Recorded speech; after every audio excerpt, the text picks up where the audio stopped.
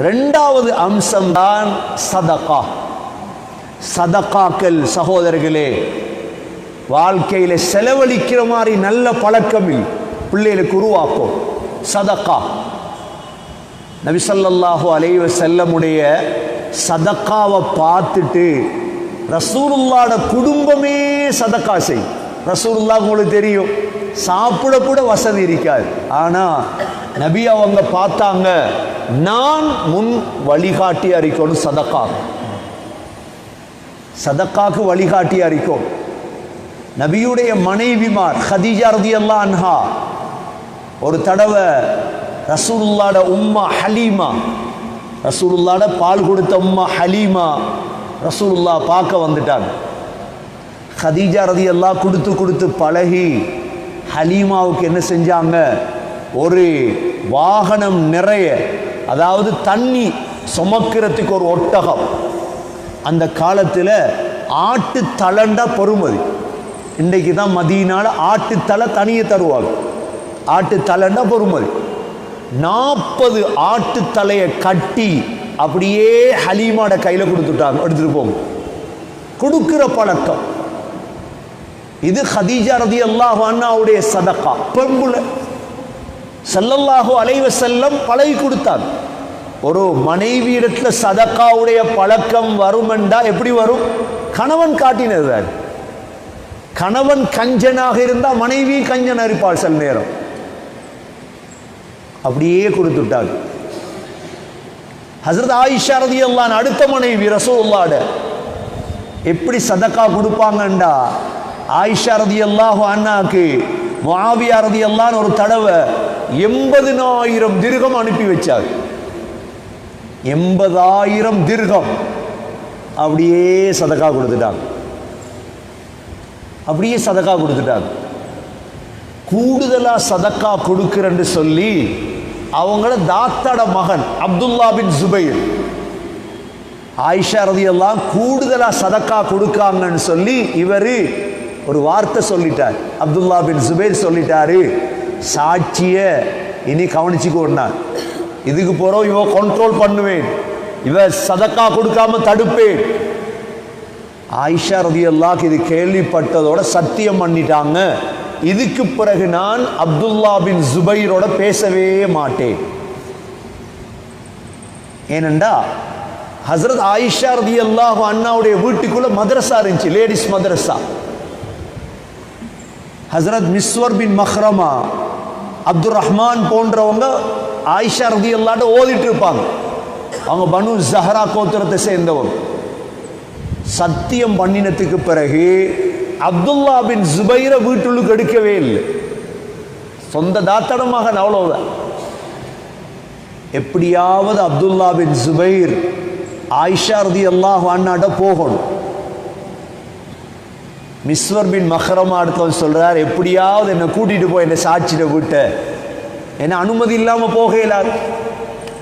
இவங்க 2 பேரும் கேட்டுனுக்கு பின்னால இருந்து அஸ்ஸலாமு அலைக்கும் ஆயிஷா, நாங்க எல்லாரும் வரவா அப்படின்னு கேட்டாங்க.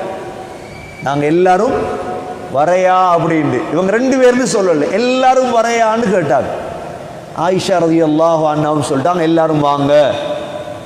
உடனே பூந்து அப்துல்லா பின் ஜுபைர் என்ன செஞ்சாரு, கேட்டனுக்கு பூந்து அப்படியே சாட்சியை கட்டி பிடிச்சு அழுதார், மன்னிச்சு கொள்ளுங்க, நான் பேசினது தவறுதான், மன்னிச்சு கொள்ளுங்க. ஏனென்றா அப்படி சதக்கா. ஆயிஷா ரலியல்லாஹு அன்ஹா சொன்னாங்க, எப்படி மன்னிக்கிறது ஒன்று, நான் எப்படி நான் நேர்ச்சியை வச்சுட்டு உன்னோட பேச மாட்டேன்.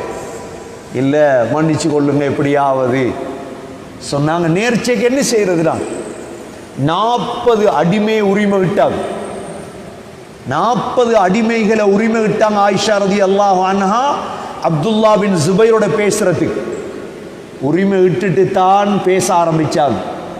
சொல்லுவாங்க, இமாம் புகார் ரஹிமஹுல்லாஹ் இந்த ஹதீஸை பதிவு செய்கிறாங்க, எப்ப எல்லாம் ஆயிஷா ரலியல்லாஹு அன்ஹாக்கு அந்த நேர்ச்ச ஞாபகம் வருமோ தனது முந்தானை நலையும் வரை அழுவார்கள். முந்தான் அப்படியே நலைஞ்சிருமாம், நினைச்சு நினைச்சு அழுவார். அப்படி சதக்கா ஆயிஷா ரலியல்லாஹு அன்ஹா. ஏன் ரசூலுல்லாஹ் பழக்கின பழக்கம் அது. அபூபக்கர் ரலியல்லாஹு அன்ஹு பழக்கின பழக்கம் மகளுக்கு. செலவழி. அன்ஃபிக் பிலாலா வலா தக்ஷ மின் தில் அர்ஷி இக்லாலா. உமர் ரலியல்லாஹு சொன்னாங்க, யா ரசூலல்லாஹ், இப்படி செலவழிச்சா எங்க போக?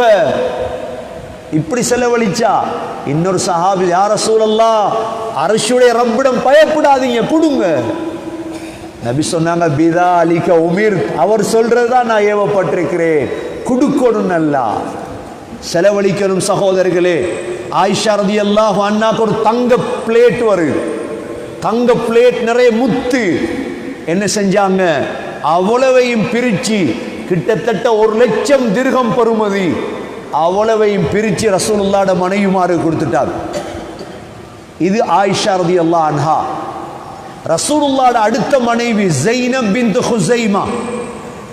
ஸைனப் பின்த் ஹுஸைமாவுடைய பட்ட பேரே உம்முல் மசாகீன், மிஸ்கீன்களின் தாய். எங்க மிஸ்கீன் இருக்குதோ அவங்களுக்கு சாப்பாடு கொடுக்கிறது. எப்படி பழக்கம்? அடுத்த மனைவிதான் ஸைனப் பின்த் ஜஹஷ். இப்ப நீங்க கேட்கலாம், செலவழிக்கிறதுக்கு காசு. ஸைனப் பின்த் ஜஹஷ் வீட்டில் கைத்தொழில் செய்து, ரசூலுல்லாஹ்ட மனைவி. எங்கட பொம்பளையில் வீட்டில் தொழில் செய்வாங்களா? வீட்டில் கைத்தொழில், அதாவது தோலை பதனிட்டு தேவையான மத்த கைத்தொழில் செய்து சம்பாதித்து செலவழிப்பாங்க.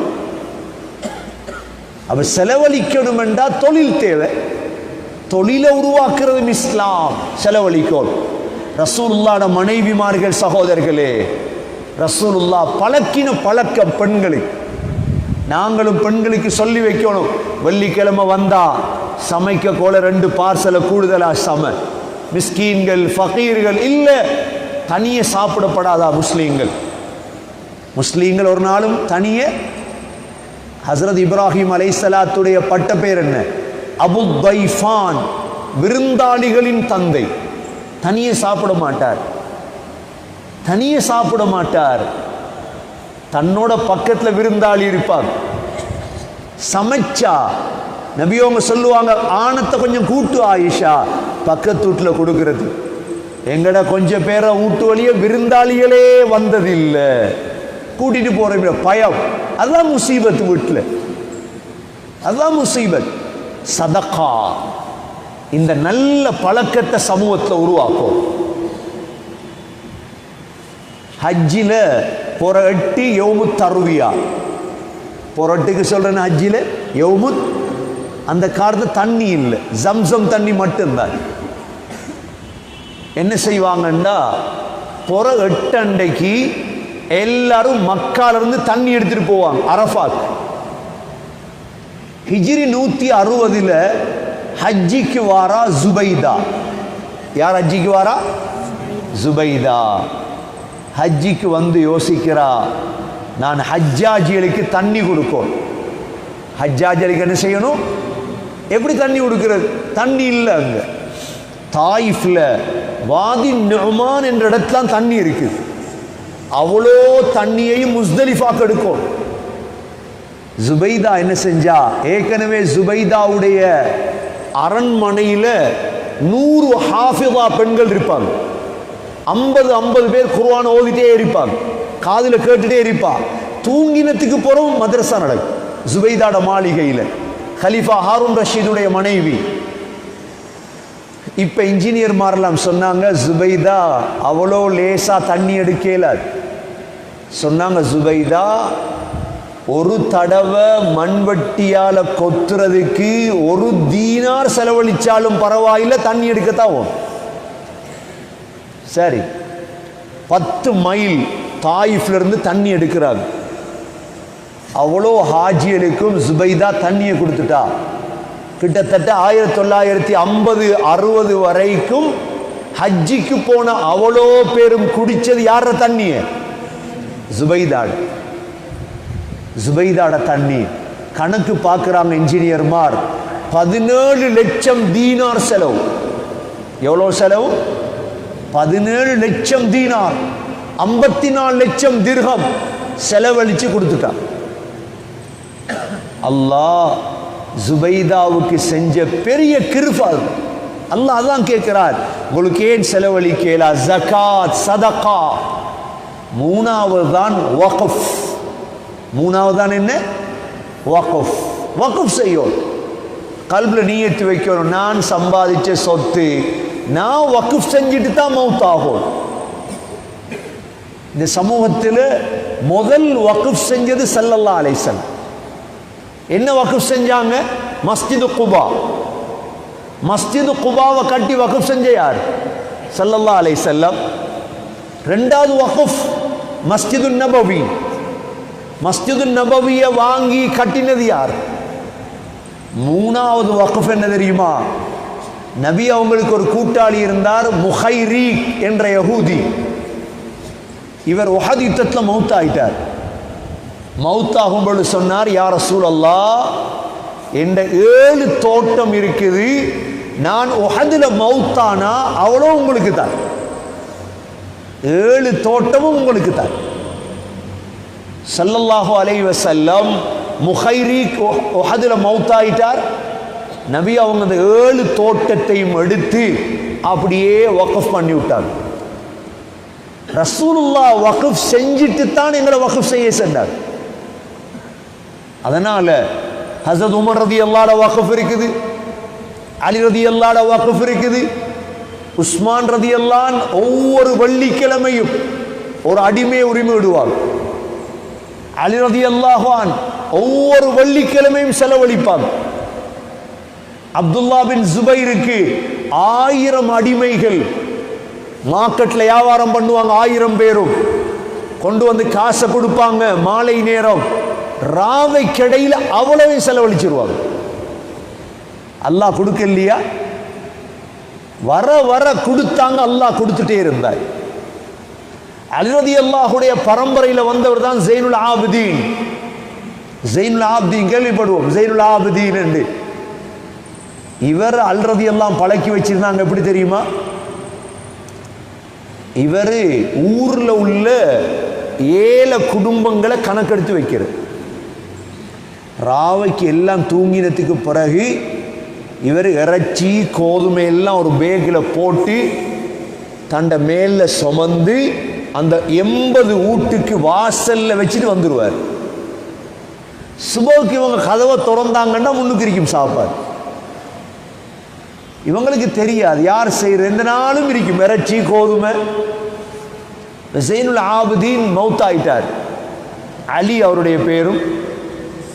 குளிப்பாட்டுறாங்க, குளிப்பாட்டக்குள்ள பார்க்குறாங்க, முதுகெல்லாம் காயம், முதுவெல்லாம் அப்படியே பெரிய பெரிய காயங்கள், மூட்டை தூக்கின காயம். மௌத்தா நண்டு தான் பார்க்குறாங்க. 80-100 ஊடு பசியில் அவர வாழ்நாள் பூராக அவங்களுக்கு சாப்பாடு கொடுத்து கொண்டு வந்திருக்கிறார் ஸைனுல் ஆபிதீன் தான். இப்படித்தான் முன்னோர்கள் வாழ்ந்திருக்கிறாங்க. அதுதான் பரக்கத். கொடுக்கோள், செலவழிக்கோள், மதரசாக்கள், குடும்பங்கள், அதில் மற்றது தான் விருந்து கொடுக்கிறது, சாப்பாடு. விருந்தாளிகள் வீட்டுக்கு எடுக்க, ஹோட்டலில் போய் தங்க வைக்கிறது அல்ல. வீடு கட்டும் பொழுது ரூமை கட்டுங்க விருந்தாளிக்கு. அல்லாஹ்வுடைய ரஹ்மத் உங்களோட வீட்டுக்கு வரும். வீட்டில் உள்ள முசீபத்துகள் போயிடும்.